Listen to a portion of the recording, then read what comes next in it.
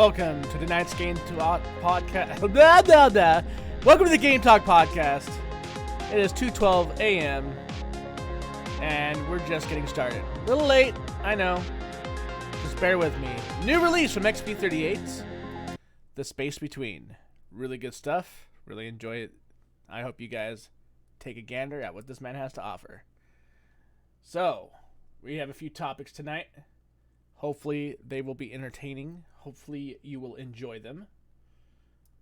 In the meantime, let's get this party started.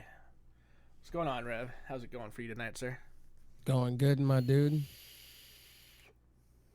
So, few points to talk about between the AMD stuff and Intel. And it seems like they always make their way into these podcasts because there's always something new. There's always something to talk about. And it's the price war. So Intel has taken notice into AMD's, let's just say, return to the market. I mean, it is pretty interesting stuff overall. It seems like they are going to be going back and forth. They've already decided that they're going to cut the 9900K down to by 15%. I think that's a win for everybody. Anybody who wants one, anyways. Anybody who wants one of these CPUs, you guys are going to see a lot of price cuts in the future with them stepping on each other's toes. What do you think about that, Rev? As a consumer, I mean, where did Intel have to really go at that point? I don't know. We can have this argument all day. AMD made moves, and the price to performance is a win-win over on the AMD side, where Intel is more of they're scrambling. They're trying to really, really work hard on. They're trying, and that's the thing Intel needs to be doing. They need to lower their shit down because they're getting killed for the cheaper price. That's been a fact. Well, with all of the new hacks that have been coming around and the security breaches with the CPUs, everybody's Intel. If you had it, I mean, what was it, a few years ago? If you had an Intel CPU, some users were experiencing as far as 40% reduction in performance. I mean, it's been pretty bad stuff. So, Intel is actually losing a lot of market share because of these security breaches, and it doesn't seem good for them right now. It really doesn't, especially at the price. I mean, you got to spend an extra arm and a leg for a high-end CPU that later you find out there's like some new hack or new leak that just came out that will ransomware the shit out of your system, and then you're screwed at the end. Like, what the hell are you going to do with a $900 brick just sitting on your motherboard? Well, the question is how far are they dropping it down? Because the last time I checked, the 9900K was expensive as all. The announcement said 15%. That's what they're 15%. saying. What does 15% mean? Is it dropping $100 to $200? Well, 900. Well, so 10% of 1,000 is what, like 100, I think, or some shit like that. So they're dropping it. They're dropping it about $200. Let's just put pretty that out close. there. Yeah. So it's an $800 processor. They're still coming in expensive.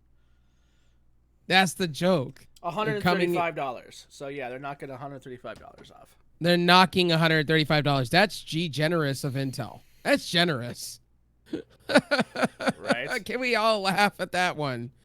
That's a joke. I'm sorry. That's a spit AMD. on. That's a spit on people. Well, especially with AMD being able to come at us with over like less than half that for just around the same performance, but better multi-core performance. I mean, well, they trade blows between each other. From what you see in the benchmarks, they trade blows.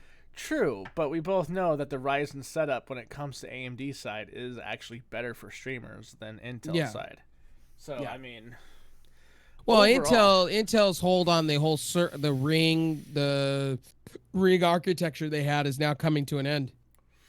Intel is kind of going through the stages of what AMD went through years ago, where they had the AMD just didn't know what to do with Intel's architecture at that point, and they just decided, we're just going to come out with what we're going to come out with.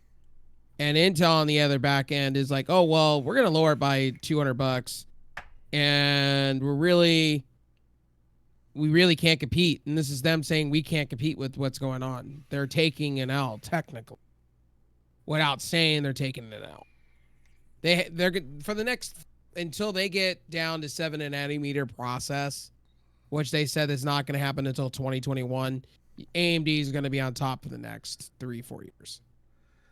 It's now the times have changed and it's flipped. And it doesn't seem like anybody's really questioning it with Intel either. There's still this extremely like hardcore fan base that are just ride or die for them, and it's to be expected, because Intel did come from a very long dynasty of not having to try hard, and even me, like I've always ever trusted Intel CPUs because I've always had good luck with them my entire life of messing with computers. I've never had a single issue, so I get it, I really do. But with the shift and change, with how AMD's coming out of these doors swinging, you got the better multi-threaded performance gates that they gotta beat. They are now having to watch their instructions per core. Like, that's crazy to think about. I never thought AMD would be back up here again, dude. I always figured AMD was just gonna always be barely making it every year because that's AMD, what it felt like for a while. Well, AMD's got PCI 4.0.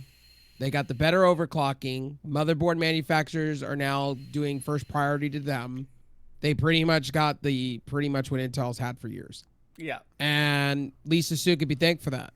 Now, there's a lot of people out there that I've been watching online that have stated, well, AMD has lied. Well, until we see independent reviews from, people out there, we're not going to know what the IPC, and we're not going to know when it really comes down to it. In July, we're going to know. We're going to know with all the facts out there, with all the big YouTubers out there, all the tech tubers that are going to get samples.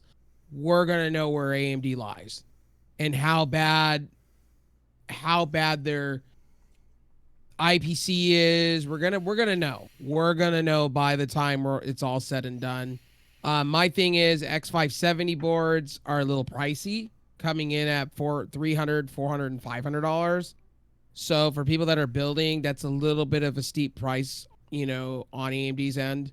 But I get it. They went really gun-ho with the whole overclocking, making sure the VRAMs were cool, making sure all the chips stayed cool with big heat sinks and fan.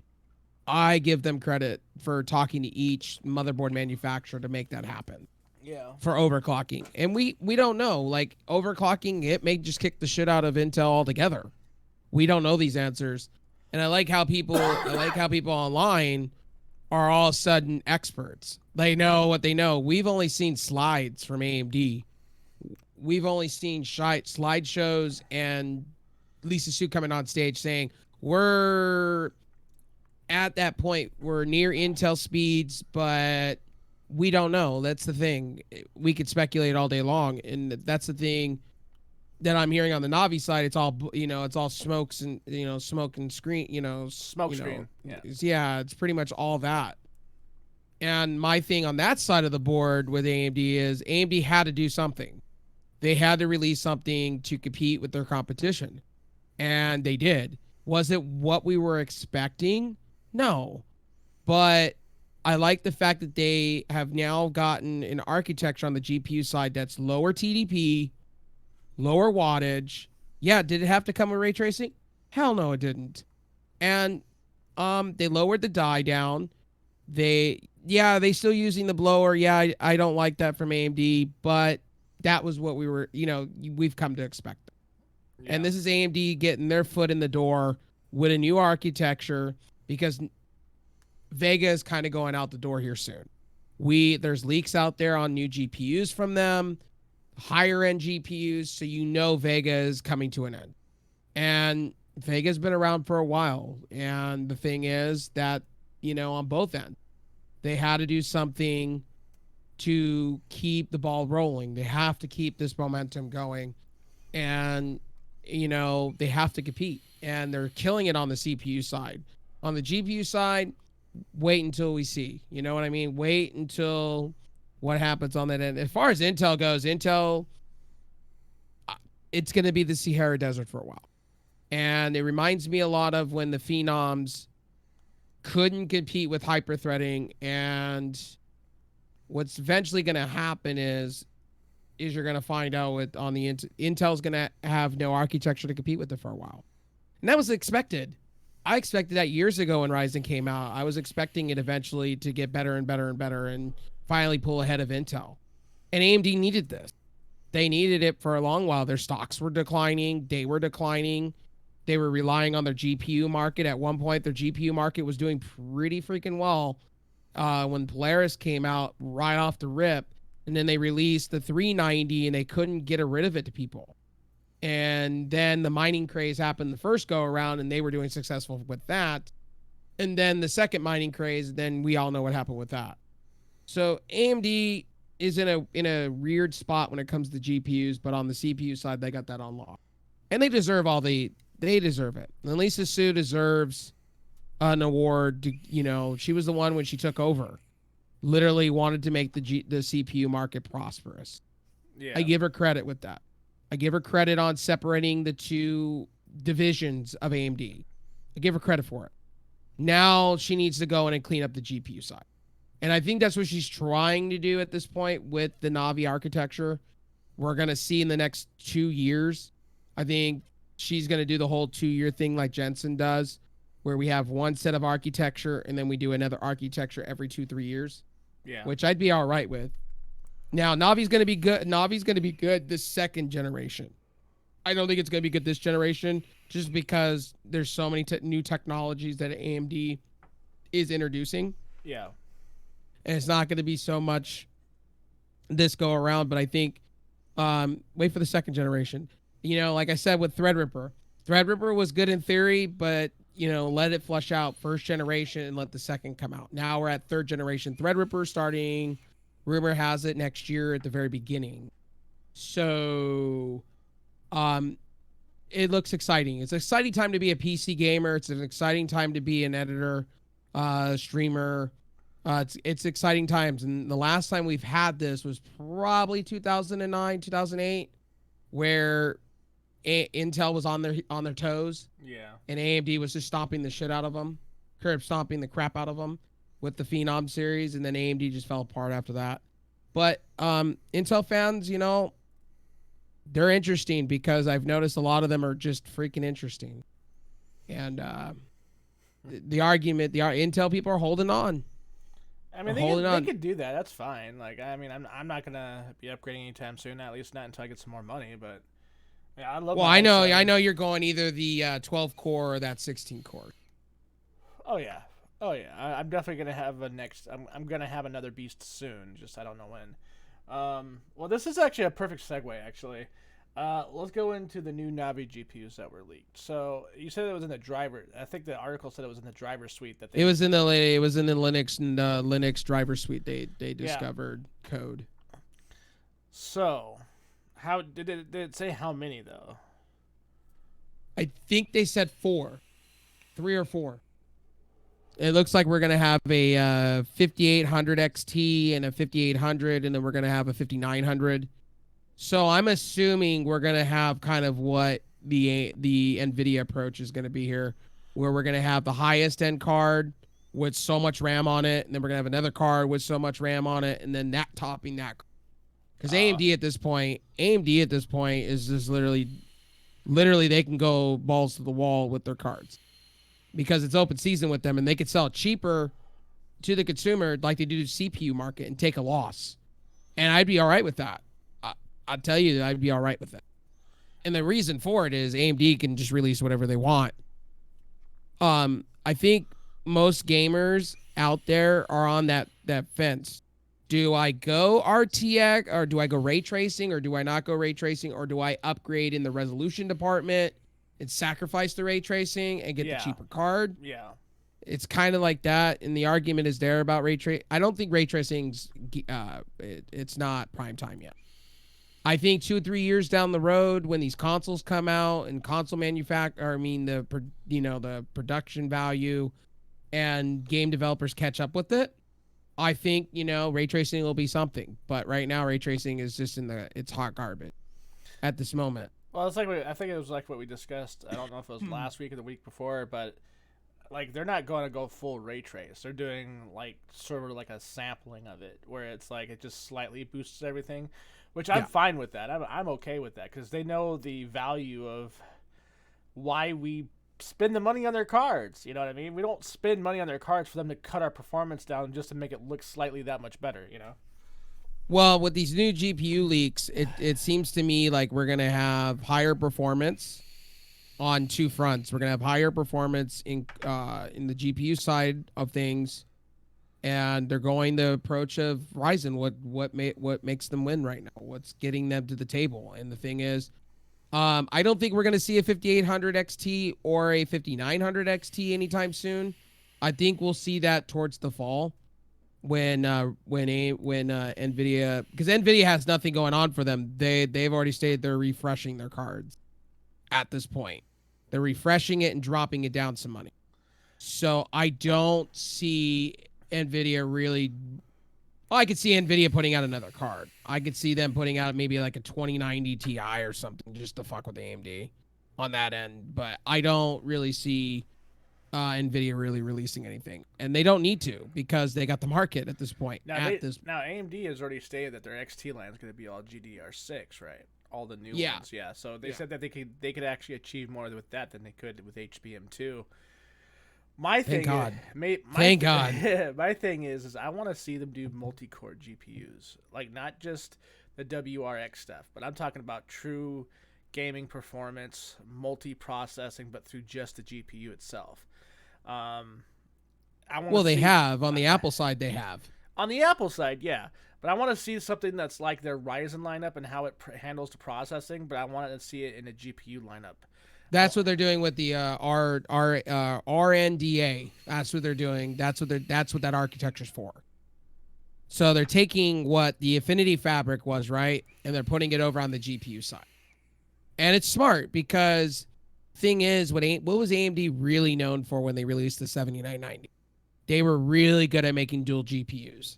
Yeah, and they did really well, and it kicked the shit out of an NVIDIA card. What they need to do is release, if they wanted to, they can release dual Vega 7s on it, literally.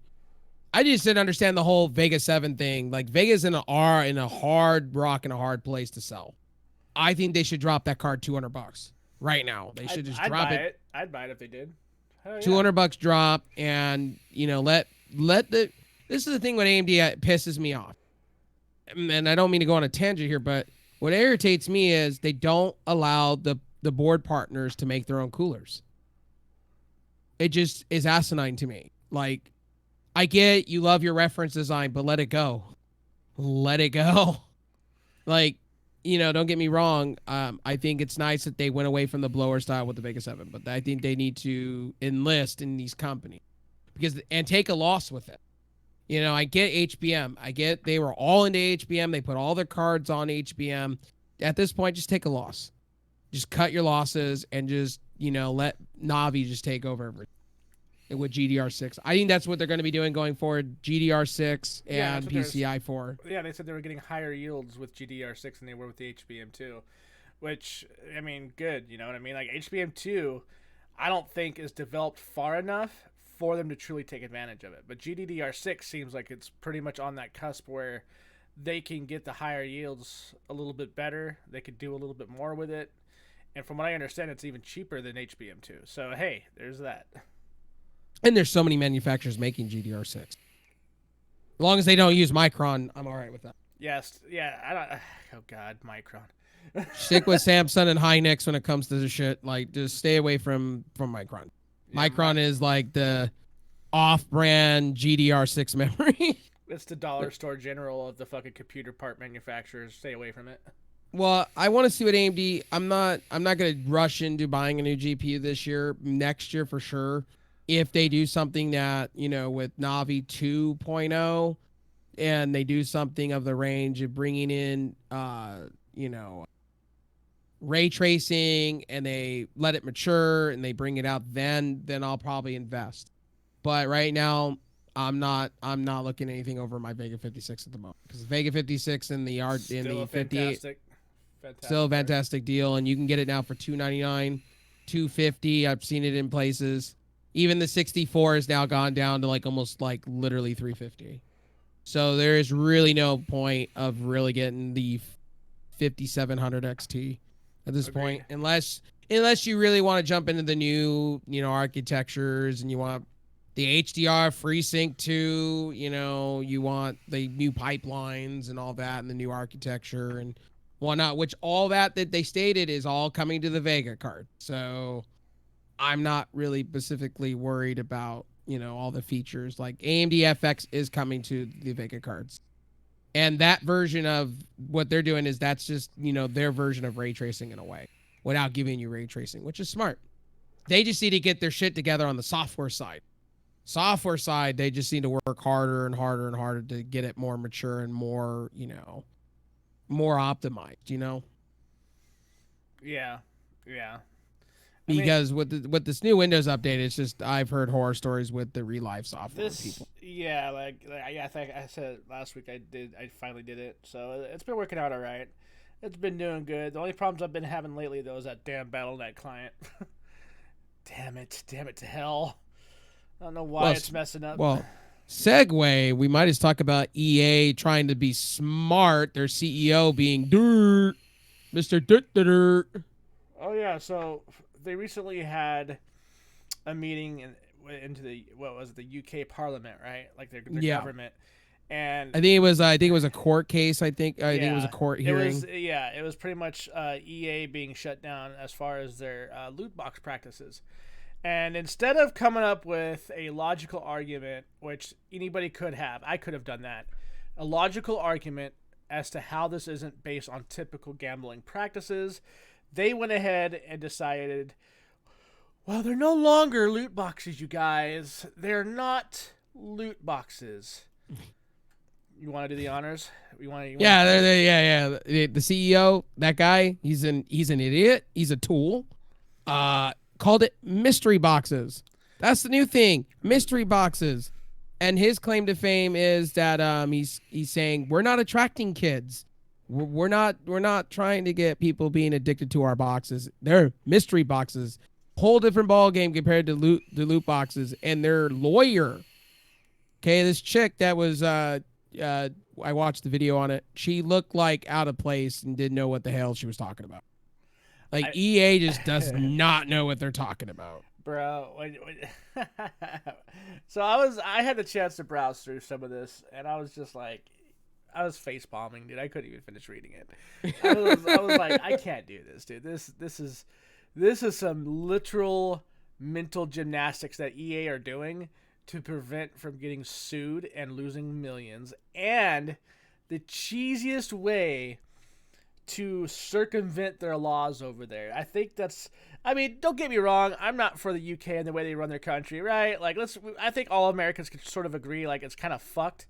But at the same time, like, God, because this is what's going to happen. When they finally go into our government here and they're gonna go and sit in front of a Supreme Court, they're going to say the same shit, dude. They're going to be like, oh, they're mystery boxes, guys. They're not loot boxes anymore. You know what's funny about that is nobody here in the States, parliament-wise or senator-wise, or in other countries can figure out what to do with loot boxes. It's plain simple. Like, if you're going to make them into a gambling situation, right, then make it an age authorization, right, and show your ID at that point. Like, you need to have an ID to fucking use it, and if not, it's gonna be invisible to you within the game. I mean, it's going to go two ways. We've had this conversation, me and you both, where if they're going to do the casino thing, throw up your ID at that point.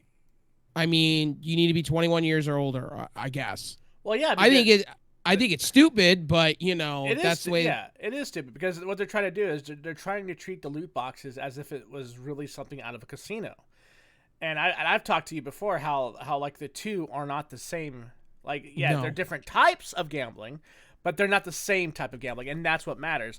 The casino-type gambling requires all sorts of gaming regulations from the government or that state to be pushed down on the corporation that's running the facility. They have to abide by tons and tons and tons of special regulations to operate. Plus, the tax bracket is then raised some, so therefore our prices to these games are going to go higher and higher and higher and higher.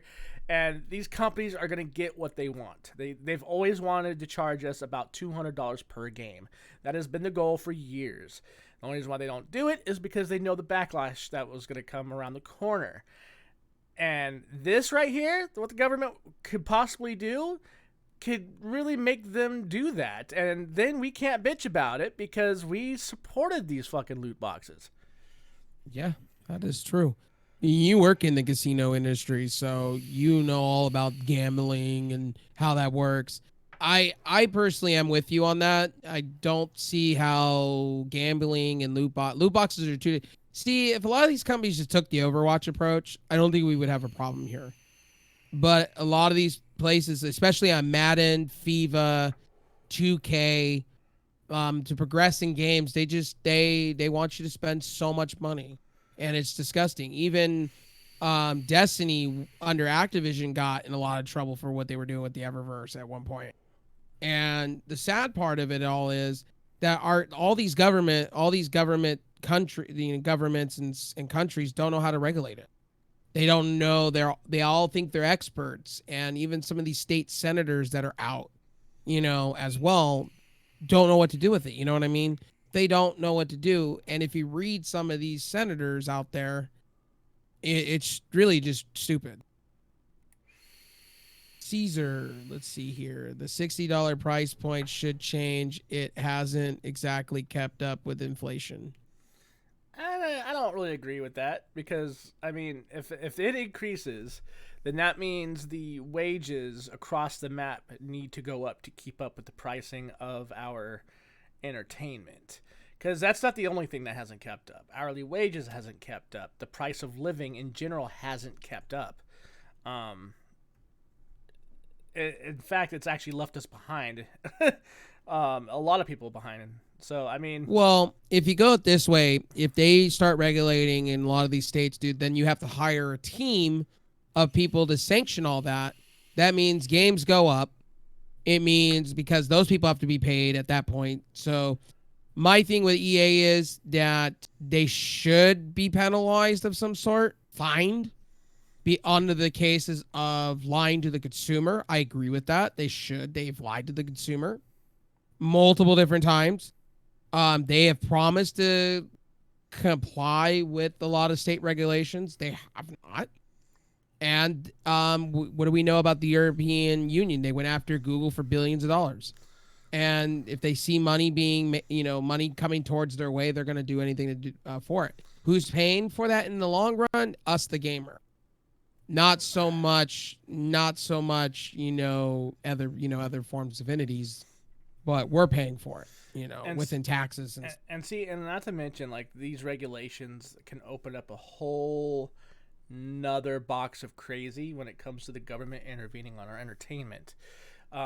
During 2006, there was this thing called Regulation 6A that came out for gambling facilities or casinos, and it was to prevent money laundering. It was to help to prevent casinos taking advantage of its consumers by lowering percentage pay rate of its machines.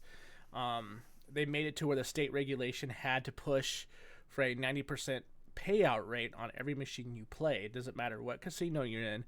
If the casino is then discovered that they are cheating the system in this case, and a Regulation 6A agent comes out there, they can easily fine that casino hundreds of thousands of dollars.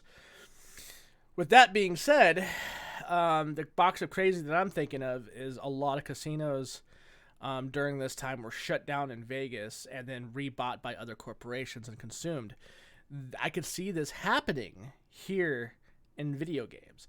You're going to see, certain indie developers having to be pushed under the same exact laws that a major corporation's pushed under, and it's going to be unfairly too. We're going to lose out on indie gaming. We're going to lose out on indie titles in general because people are too damn greedy, and it could push them into a bankrupt to where you're going to see an EA or an Activision buy them out, and then guess what? Our games just got fucking ruined. Yeah, true. Caesar says inflation has affected other consumer prices, just not games. And yeah, wages haven't kept up. Yeah, I agree. And how's I it agree going, with that. Caesar? It's good seeing you here, man. Um, the thing with EA, they deserve to be knocked down a peg, and if it has to be the European government to do it, then all means necessary. I don't agree with it, but EA kind of put themselves there.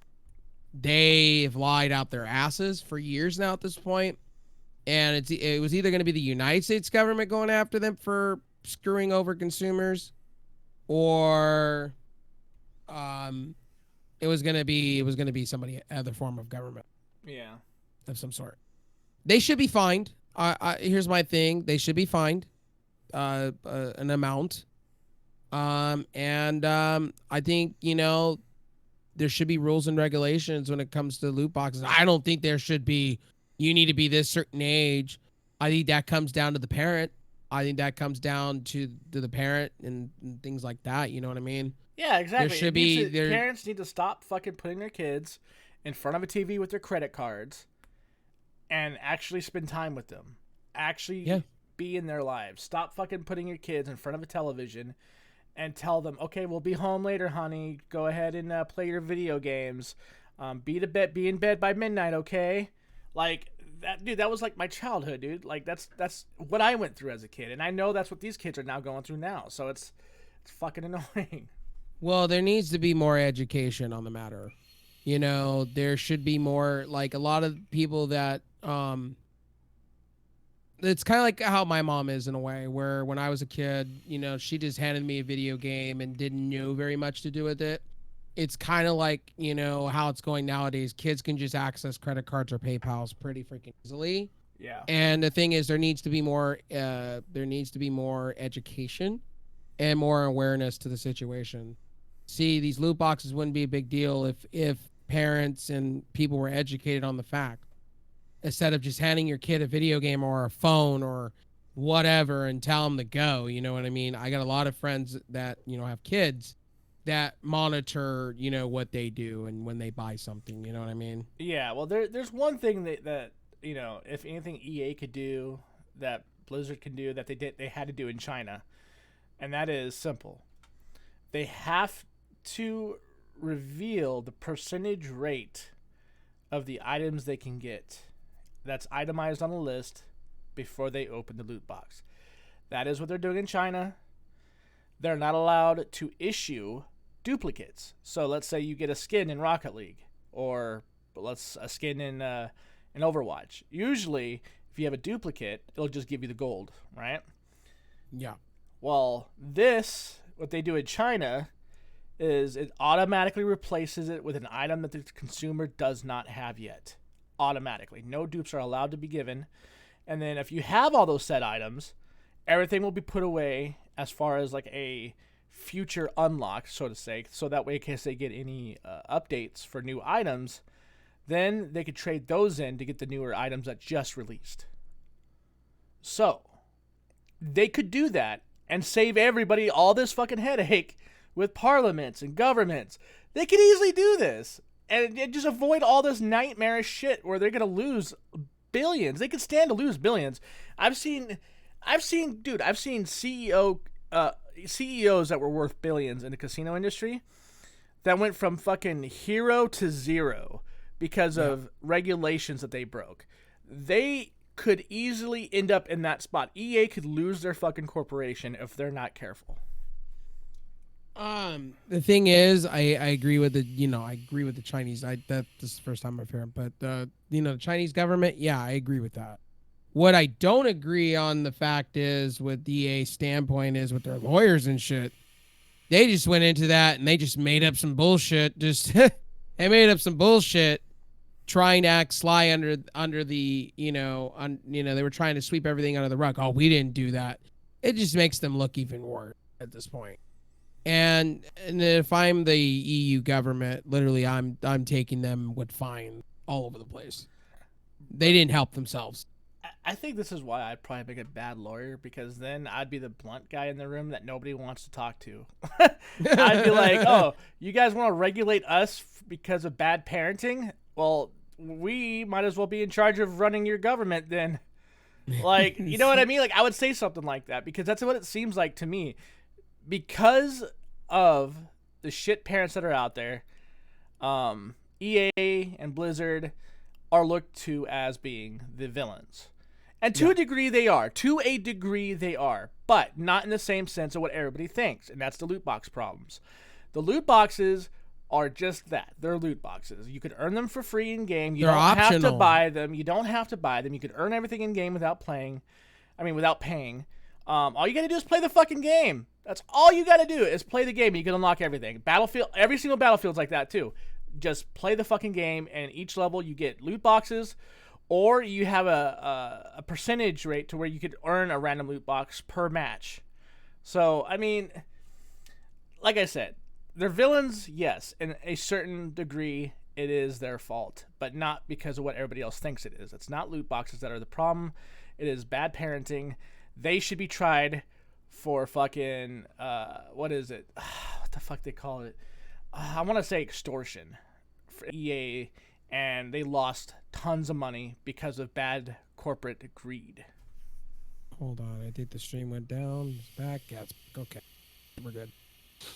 I agree with you. I full-heartedly agree with you with that. Stuff like that, yeah. Giving customers false promises and not delivering and making them pay a high premium for it. Well, see, what I like EA to come out and just admit, hey, we reskinned our game. We just took Andromeda and we just reskinned it. That's all we did. We didn't do anything special because their new DLC that was supposed to make it up to the fans is just a reskin of another map or another mode within Anthem itself. And Anthem should literally drop it. EA should just drop the price of that. Let it go for $15 and, make it up to the fans or make it free to play. There you go. It's open world. Make it free to play and just release free DLC to people. They've screwed up on that game horribly. I haven't gone back to it. Have you gone back to it? You pre-ordered it. I've thought about going back into it and at least getting my pre-order money out of it. You know what I mean? At least beat the game so I could say I beat the game. You know what I mean? Yeah. I've thought about doing that. So I might actually go back and do that. And I'll be able to tell you if whether or not they actually fixed anything or if I'm still getting killed by invisible boss monsters from across the map. I just think the EA CEO needs to shut his mouth. Needs to shut his mouth. Bro, what kills me about all this, dude, when it comes to Anthem, dude, is they had a huge opportunity to make a lot of money and to compete with Destiny. The mechs in that game look awesome. The art direction they went for was awesome. The environments were awesome. But what did they do? They fucked it. So keep this in mind. So I know we're in segue mode, but also I just didn't mean to hit my mic like that. I am so sorry to the stream and Brimstone's ears. What was I gonna say? So the new Star Wars game, right? Last Jedi that's coming out. I didn't give you an article for this, but Disney is not allowing gore. At all. At all. And they're forcing EA's hand here. The CEO did talk about this too. How he did state the next Star Wars game is not going to be blood and gore. And they went, how does that work in the fucking middle of Star Wars Episode 3 and 4? There were so many massacres. Are you kidding me? Can we bring up the children that were killed in what was it? Fucking, was it episode 1 or 2? It was episode 2 or 3 where Anakin goes in and he kills all the little Padawans. Yeah. What?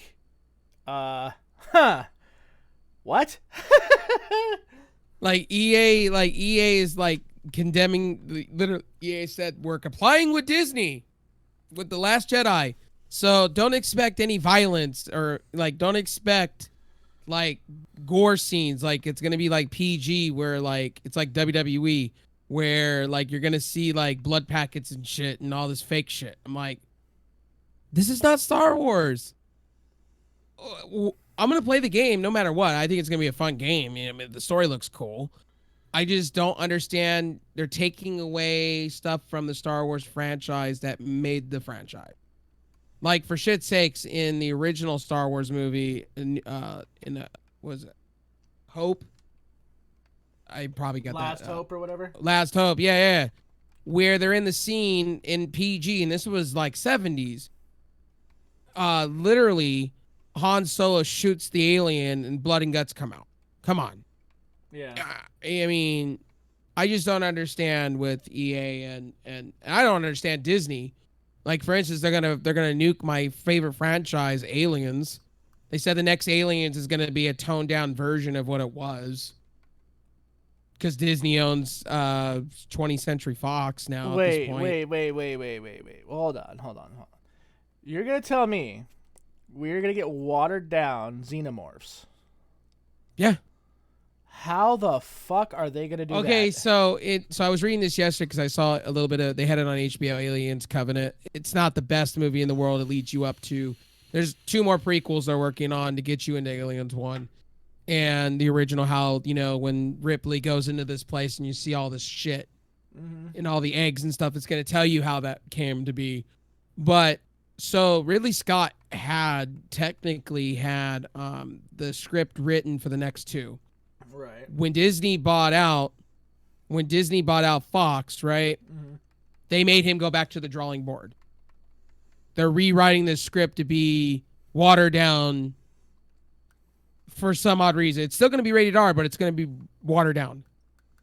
Ridley Scott did come out and state that it's not going to be as gory as Covenant. And I'm like, the gore is what sells these fucking movies. What are they going on about? Even the ones that were released recently that got poor ratings were still box office hits because of the gore. Almost every Predator versus Alien or Alien and Predator fan out there knows this. Some of the stories as of recently have not been that great. But you could rely on one thing. It's either a Yapja going and hunting a human and ripping his fucking spine out, to a xenomorph putting his secondary fucking jaws through someone's skull. Like, that is a guaranteed. well, Marvel now, I just don't now X-Men's going to go to shit. Deadpool's going to go to shit for sure. Because Disney did say that, they're going to continue with the rated R, but it's going to be less tamed than it once was. And I'm like, you guys are going to ruin franchises for people, They're going to ruin franchises. I don't know, Straight man. up. I thought the X-Men Apocalypse movie was going to ruin it for a lot of people, and a lot of people seem to like it, even though I thought it was garbage. I just don't understand Disney. Like, for instance, if we're going to talk Star Wars, they're not calling it lightsabers anymore. They're calling it light swords. What? And if you get chopped in the back, go figure this. So if you go get chopped in the back, you're supposed to be ripped in half, right? Yeah. In Star Wars, Finn got hit in the back, and he goes into an incubator chamber, and he's fine. He heals up, no problem, and he's back holding a lightsaber. Star Wars is like, I'm a fan. I haven't watched the last couple movies. I heard Rogue One was really good. I'm shaking my head. I'm shaking my head when it comes to Disney anymore. Like, who are they appealing to? The young kids at this point? Then why they have Star Wars to begin with? They should just sell it off at this point. And Deadpool, if they make Deadpool go PG-13, I am gonna be so disappointed. Because that's the way Disney. I'm gonna be pissed. That in itself is gonna be disappointing because Disney owns the X-Men, Deadpool, and et cetera, and et cetera, and et cetera. Speaking about it on this, show, and I know it's not something that we were going to talk about, but I thought I would bring it up anyway because of the whole EA theme. Speaking of Last Jedi, they did say Last Jedi is not going to be as gruesome as it should be. Let's see your show. Here we go. I don't think Marvel will let them fuck up Deadpool.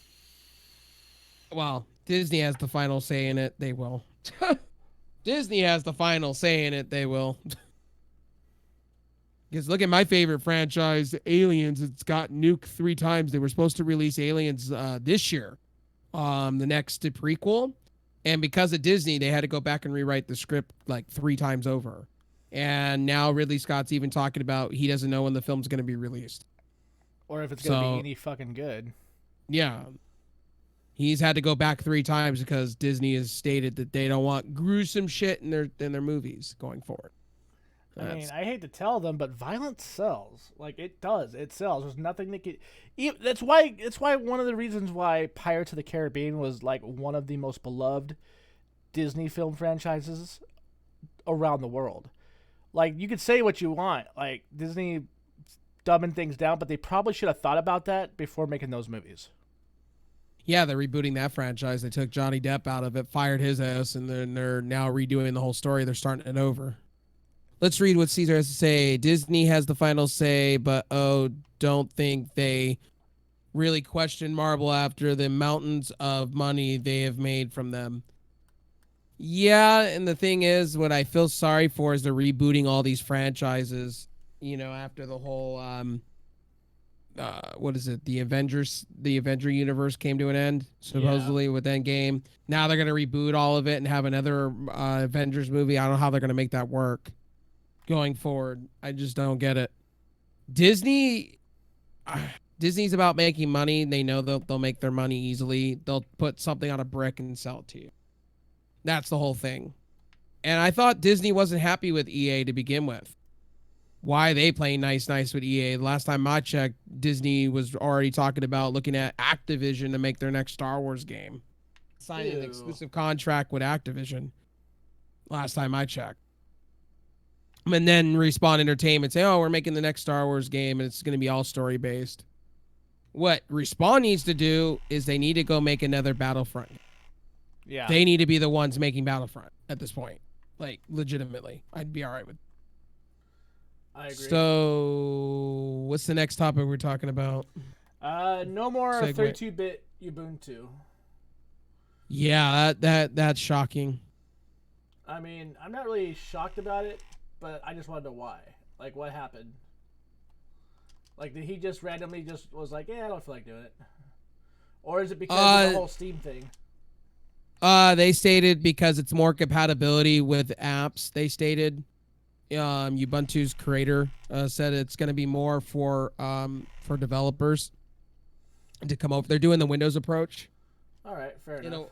In a way, and the only thing people are freaking out because Steam is a huge deal on Linux right now with Proton and VXVK and.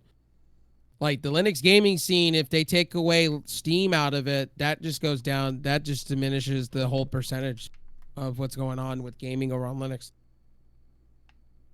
And I probably won't be using Ubuntu at all. I never used it. I've used it once, and it was okay. It was all right. It was okay. I didn't mind it. I still think Mint and Fedora and Red Hat are just way better. Yeah. I actually like Pop OS to a lot of extents. Pop OS's. Yeah, you said you've been playing around with that, right? Yeah, I played with Pop OS for a while. It gives you everything that you like about Ubuntu, but throws a curveball into it all. It is a Debian. It's like a hybrid, technically. And what they have technically done with their software is they developed their own store. Which I like about their store is there's no having to go out and type in a command line. But it's also they actually curate it, right? Like they actually take. They do. They put in the latest drivers for AMD and NVIDIA. They actually manufacture their own PCs. System OS, System 76. They have if you want their system completely decked out, I think it's like $1,000-$2,000 system, and everything is custom handmade in Texas. So that's why you're paying the price you're paying. Everything is 3D printed. Everything is done modular wise, and Linus did a whole video on it. It's really interesting how their approach on custom systems and whatnot, and the way they're taking the whole gaming situation. They're like, oh, hey, yeah, bring the biggest Ryzen CPU you got. We're going to make it work. We're going to optimize this shit to make it work. Oh, yeah, you want to go with what GPU? Well, we got you covered in our app store. Or in our store, there's drivers already ready for it. All you got to do is click and install. That's it. So Pop OS is a really good OS, and I get why a lot of people have flocked over to it. It's 1, 2, and 3. Now, Linux Mint and other distros out there, if you like messing with the timeline or with the terminals, then, they're great softwares too. Linux Mint is pretty good. I mean, you just got to mess with their freaking timeline, not the timeline, Terminal. I mean, Yeah. terminals, and make everything run that way manually. But overall, really no complaints. Pop OS is great, and Linux is going 64-bit. I'm okay with I don't that. think I'm okay with that because with Ubuntu doing it, it's because Windows is behind. That's why. We all should know this. The Ubuntu and Windows have talked to each other for the longest time. Like a lot of the Windows 10 backend stuff is all Ubuntu. All the source code and stuff like that has terminals. You can easily access the terminal. That's all Linux based, Ubuntu based. So we all know what's going on there. So I'm not surprised. I'm really not surprised. That is pretty crazy though. Somebody said something about I was doing my squad day Sunday today, and somebody was trying to tell me that because they're doing away with the 32-bit stuff, that there's a lot of stuff that's going to be taken away from Project Proton and stuff. So I'm a little worried about that. But other than that, yeah.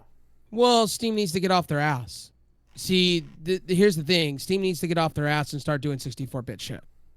Like it's about time. 32-bit's kind of going the way of the wind. I mean, how long have we been in a 64-bit era? For a while now. And Steam needs to get with the times. Like there's a lot of things Steam could be doing. And a lot of people will tell me all the time, Steam is bad. Steam is just completely bad. Or not bad, good. It's great. It's the greatest sorry, my corrections. I just corrected myself. They're the greatest software on the earth. But they've been so far behind on a lot of aspects of it. Like a lot of these other softwares are doing 64-bit. Already, like you can get a 64-bit of Epic Games Store, you can get a 64-bit version of Origin and Uplay. Like they need to get with the times, and if this forces them to get with the times, then so be it. I wish people would come off their soapbox when it comes to Steam. I really wish they wouldn't dive in. When was the last time we got an UI upgrade? When was the last time that we got a major overhaul?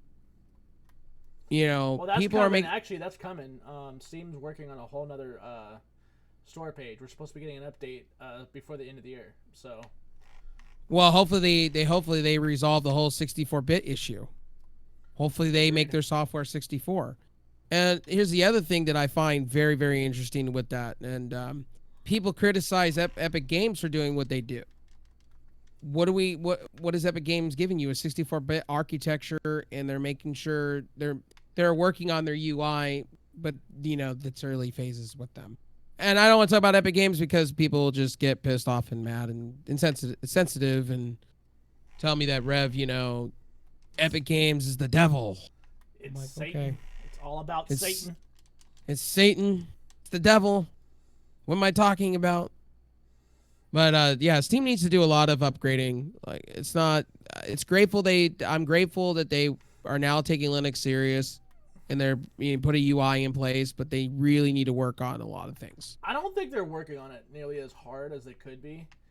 Yeah. Because they drag their feet on shit when it comes to developing. Like Gabe Newell does not work consistently on shit.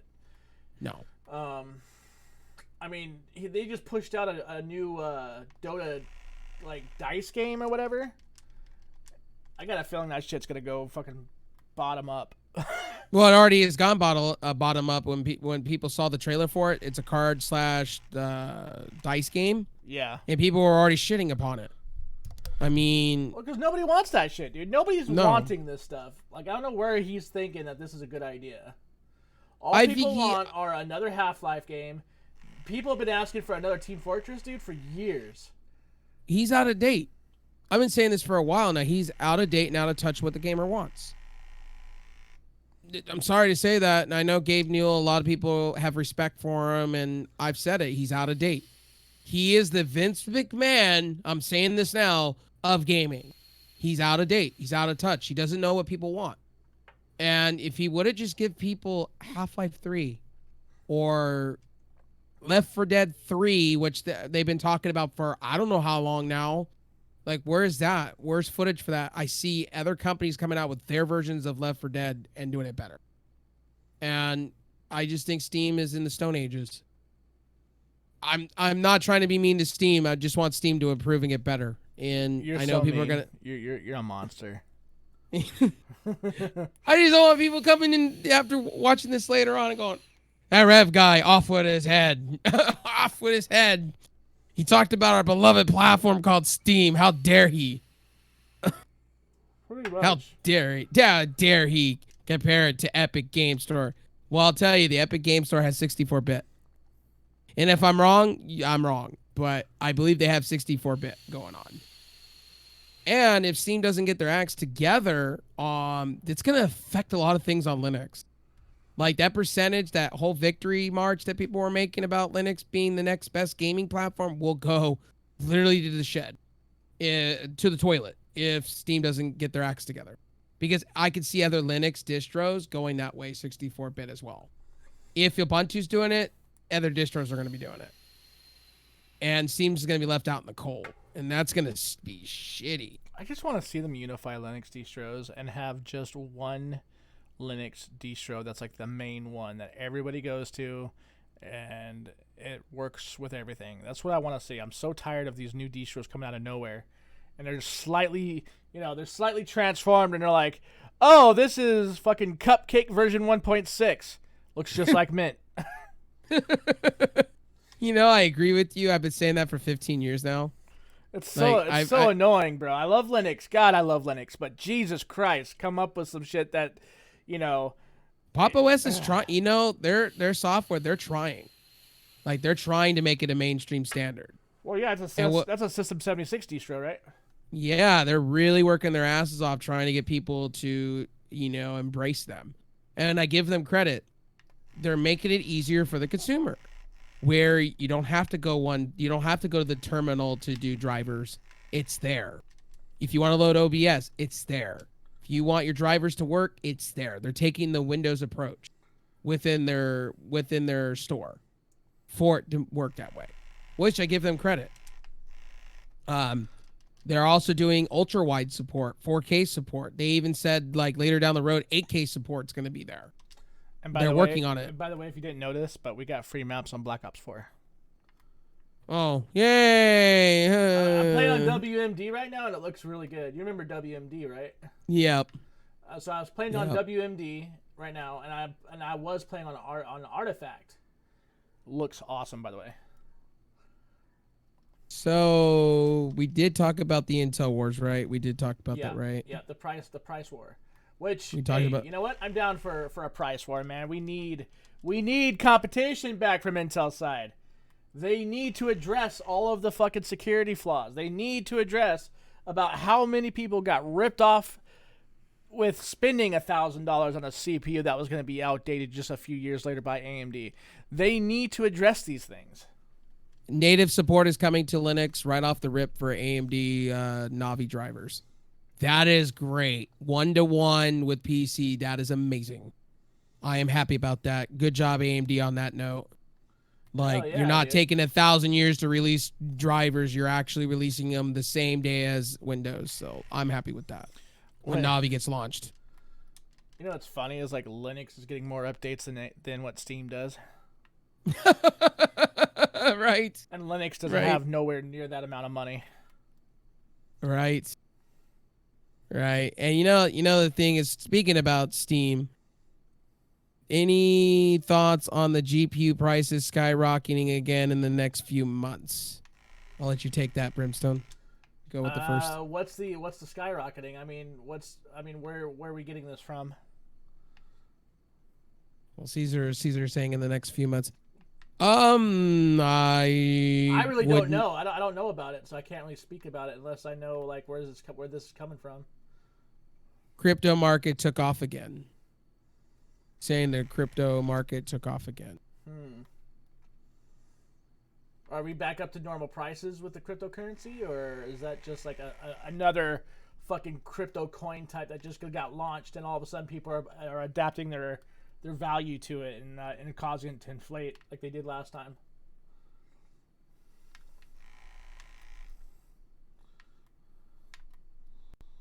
Well, the thing with crypto, I don't consider it a real currency to me. I don't Neither know, do I. It's not.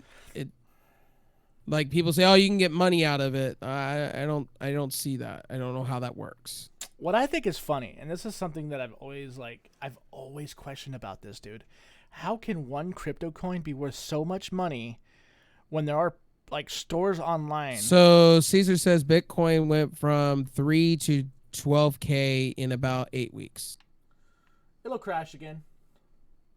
Yeah, crypto doesn't ever stay stable. Usually they have their peaks and valleys. 1 minute it's doing really well, and then the next minute it goes down. And I don't think GPU prices are going to go up that high this time around. And honestly, Caesar, like, let's be honest, bro.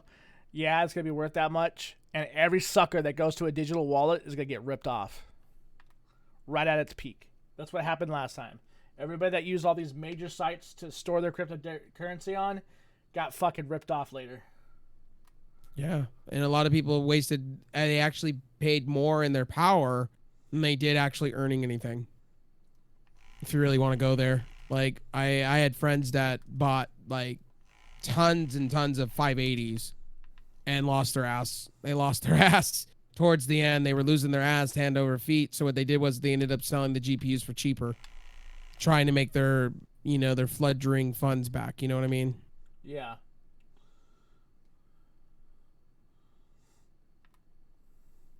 So, honestly, I don't see the GPU market, did the stream freeze? Did it freeze? It's here. No, we're good. We're it's good. Still going. On my end, it's frozen. So. No, we're good. Let's see. I think the GPU market's going to be fine. I don't think we're going to have a big craze like we did before. And if that was the case, everybody would be jumping on cryptocurrency right now, like hardcore. I don't see that happening again because most people have learned from the mistake the first time around and the second time around. I just, like I said, I have this one itching question, right? How can one crypto coin of a certain kind be worth 20, 30 grand? And there are stores that will take it in exchange for items that are not even worth $30. Right? Does that make sense to you? It does not make sense to me. And yes, our Discord froze. Interesting. The stream's up. The stream's still up. It's just our Discord video feed froze. Here, maybe I do this. Turn it off. Turn it back on. Maybe. Yeah. There we go. That'll fix. Hopefully. Yeah, it did. You're back up. There we. Okay. Cool. Yeah, man. I just never understood it, dude. Like, I don't understand how it could be worth so much money, and people are like, "Oh, you want to buy a video game? You could just use one of your coins." I'm like, "Yeah, but it's worth like $30,000. Why would I want to spend it on?" Caesar a says game? some people have jumped back in. Rather, Wall Street has and Google Fidelity. That's what he said. Huh. We're just gonna have to see, bruh. We're just gonna have to see. Yeah, waiting to see on that. So one more other thing we should talk about. Apple's going hard with iOS 13. They're bringing some more features over to it, and then I'm happy about this. So this one's a good one. iOS 13 will remind you to cancel your subscriptions when you let's read this here. Hold on. Apple will remind you to cancel your subscriptions when you delete an app. That is nice. That actually is really cool. Because some of us out here, that own iPhones or Androids, have canceled subscriptions and thought we did, and we didn't. True. So I think this is really good. It'll come up with a notification letting you know that you need to reinstall the app and cancel your membership. I think that is really good on Apple's part. And Apple's been really focusing on security updates. Security and protecting your privacy, so I give them a lot. Oh, it's almost like credit. something that Intel doesn't do, right? I was waiting for that pun to come in. It's like Intel that doesn't want to ever do that. Huh. So, with iOS 13, some of the updates, we haven't talked about iOS 13 yet. No, we haven't. Game Talk. And I know a lot of you are Android guys that are watchers. I know a lot of you like your Android. Well, let's shine on some Apple. Why don't we? Because, the They're the best phones. I'm just kidding. They Joke. kind of are actually. So Animojis. So going forward, Animojis will be a feature everybody can use going forward, which is going to be cool. So it won't be just an iPhone 10 or 10s or 11 exclusive feature. Now everybody will be able to use it to send, little emojis and shit like that. So that's cool. More security going into iOS 13. Maps is getting an overhaul. Siri is getting an overhaul, completely new voice and everything, complete overhaul. And dark mode is coming to, and widgets are coming, or somewhat widgets and whatnot are coming to iOS 13. Now, me and Brimstone will probably experience it at the same time because in July we get, for everybody else, we get it in July, which is really cool. We get the beta I think it's going to be iOS 13 beta 2 with all the security changes and shit like that. So it'll be cool. Dark mode and all that, so we'll get to experience it, firsthand. And supposedly the iPhone XR is the best iPhone in history for battery life. That came out the other day. In fact, they actually stated that actually with dark mode on, it actually is the most energy efficient iPhone out there to date.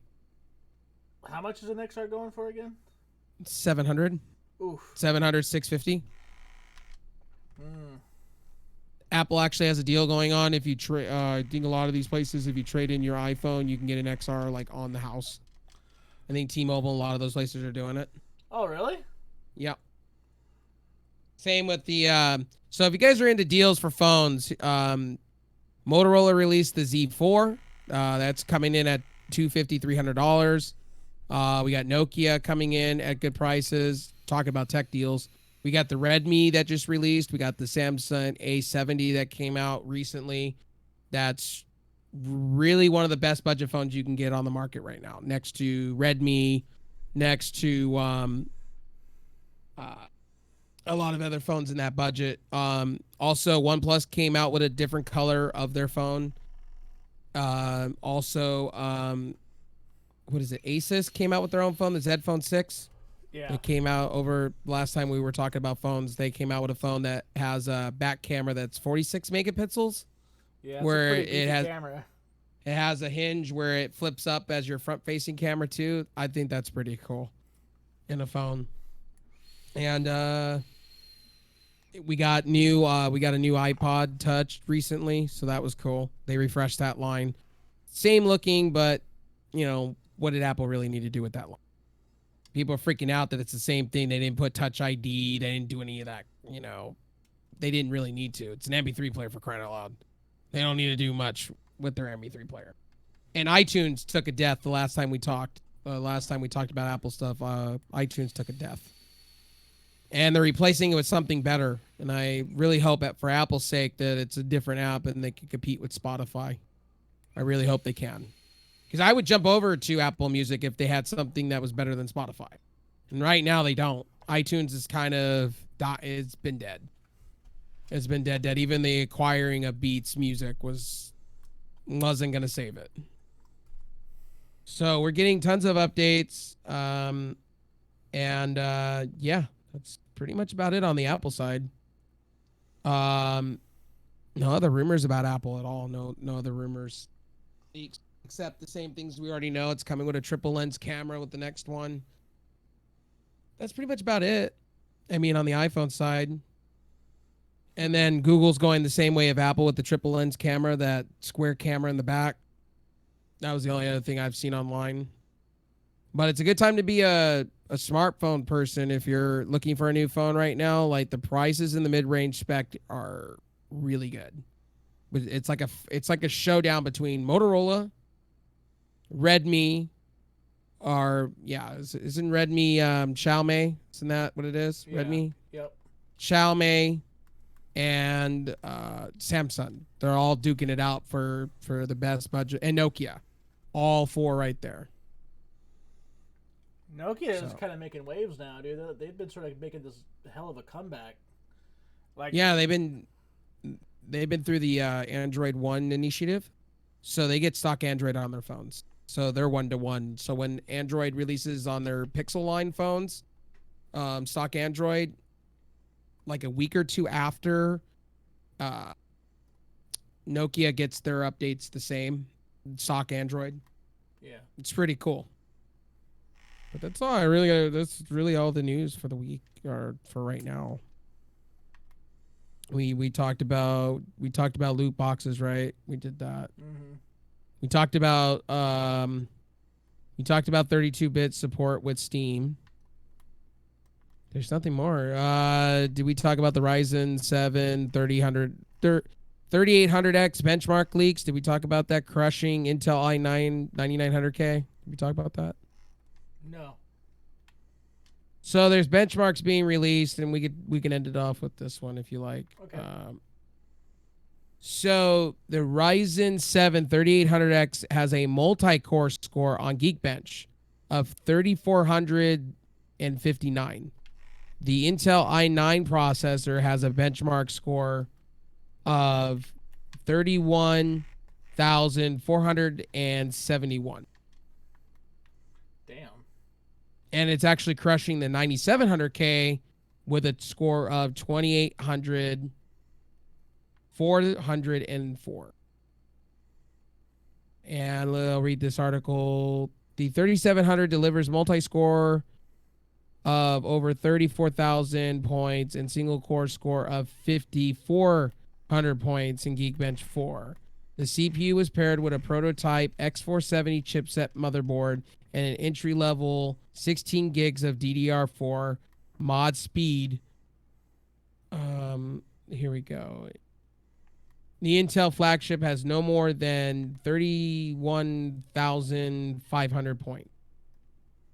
And yeah, that they're so do But don't yeah, you know that's pretty. Intel's the best. Intel's the best. So what's your thoughts on the scores though? That's the question. Dude, like, And single it's bound to happen, bro. It was bound to happen. On single score, it's only they're losing only by 1,000. 3800X is only losing by 1,000 on single core. Yeah, that's not bad. No. I will say this: at the price range they're going, Intel needs to do something. At this point, needs to. I think it, like I said, it's a long time coming, dude. Like, Intel needs to be brought back to where it used to be in the competitive market. Like, they need to be competitive again. They can't just keep recycling the same shit year after year, dude. And that's what they've been doing. So, okay, so there is, on this article from WCCF Tech, there's a poll. And it asks, which AMD Ryzen 3000 CPU are you planning on buying? And I voted on the 3700X just to go with what most people are probably going to go with. 8 cores, 12 threads. I'm thinking that's where most people are going to lie. And then, so the chart is interesting. So Ryzen 9 is literally got 24,991 votes, 22%, and then the Ryzen 7 3700X is right behind it. And this is very interesting. Actually, Ryzen 5 3600X is at 7% behind it. And then people that are saying they're sticking to Intel is 9% on that poll. I find that very interesting. Why why stick to Intel? Like, I don't understand it. Yeah, 9% of people that are voting said that they're sticking with Intel. Yeah, no.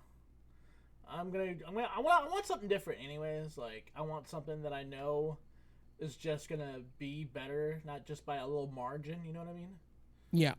Because we ran our CPU score versus, remember, like a few weeks ago, and we found out that my 4070K isn't that far behind their highest end. So it's like, why would I spend all that money just to, get that small amount of jump? I mean, that doesn't make sense, dude. Like, it's stupid. Oh, and to give you guys an update, I know we talked about capture cards last week. Update on mine, Elgato. I got it fixed. Bought a new cable. Fixed all the problems. Type C cable to USB 3 got fixed. It's actually fixed. It was actually a cable problem. So. What about Yeah, your Media? You went and returned it, right? Yeah. So I bought an AverMedia card and all that time, and that failed. Like it just shit bricks. That's what it did. Shit bricks. And what else did we talk about last week, gaming wise? Oh, the new games that came out this week, guys. Nitro Team Racing. That's really fun. I've been playing it on the Switch. That's been fun. I have nothing in the tech deals right now. Nothing right now. I didn't get anything for tech deals. My bad, guys. But that's about it. There's nothing more we need to talk about. All right. Well, I guess we could go ahead and close it out. Thank you, Caesar, for coming by, and any of those of you that have been keeping up with us. If you notice, we have a nice little overlay here. Thanks to Chrissy over at Twisted Nation. She's going to be updating it throughout the time from what she says to revise it and, all that good stuff. So that's really nice of her. She didn't have to do that. But, again, I thank her. I've probably thanked her profusely now, but, it's whatever. I'm always thankful to people who donate to the show like that and help us out. So that's really good. For all those that are going to be watching long after this has been broadcasted, Squad Day Sunday, our first technical episode was live streamed today over on Twitch at Brimstone. That's my Twitch name on there. Go check it out. I will be editing the video and uploading it to Brimstone's Gaming. Be prepared, though. It's some pretty raunchy stuff, so just letting you guys know. Also, guys, Humble Bundle, streaming bundle is happening right now. $25, you get Restream.io for a year. You get XSplit for a year. You get Face Rig for a year. You get, actually 2 versions of Face Rig. You get the standard and you get the pro. So if you're into that stuff, and then you get Darwin Project, you get some DLC for that. So for $25, you get a pretty good deal. Just want to put that out there to you guys, because me and Brimstone have experienced the $25 today to get Restream.io, because that's pretty worth it. And so he's doing that. Guys, check out XP. XP's got some new music out there for you guys. So yep, XP38 is always busting out some good. I've got a lot of things planned for it. Like I said, I'm not going to stop. Also, check this man out on Facebook. He's been doing some amazing content. I wouldn't know about amazing, just streaming and having fun. I mean, if you guys like loud outbursty laughter and joking around, then yeah, go check it out. It's over on I have it on my Digital Fracture Facebook page. We're just messing around on Rocket League. We've been playing a lot of Rocket League lately. This dude got me up to silver. I'm thinking about playing that actually when we're done and streaming some. Yeah, I might end up trying out the Restream.io tonight for Rocket League between Facebook, Mixer, and Twitch. Or what did I say? No, not Facebook, because it goes right to my Marcus page. So probably YouTube Gaming. Yeah, that sounds exciting. Is there anything else we need to shout out in the show this week? I think that's about it. I got some Stardew Valley stuff coming down for Squad Day Sunday with GoGet. I've got Destiny 2 stuff that I'm going to be editing throughout the week after work, so that's going to be good. Yeah, that's about it. We gotta play some Gears of War. We gotta play some Gears of War together. Gotta get you prepared for Gears of War 5. That's true. We got a lot of things coming up. We got Far Cry. We got to play. What's the other one? Oh, and also, guys, in the stream as well, in the podcast, don't get confused. Ironside did come back to Steam, but it was for the Asian servers, not American servers. Keep that in mind.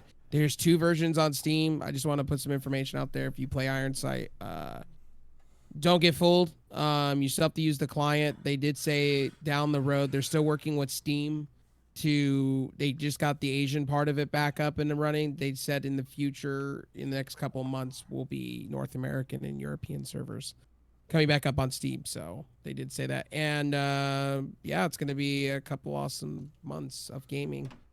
We got still coming up here in the next couple of months. We got Madden coming out soon.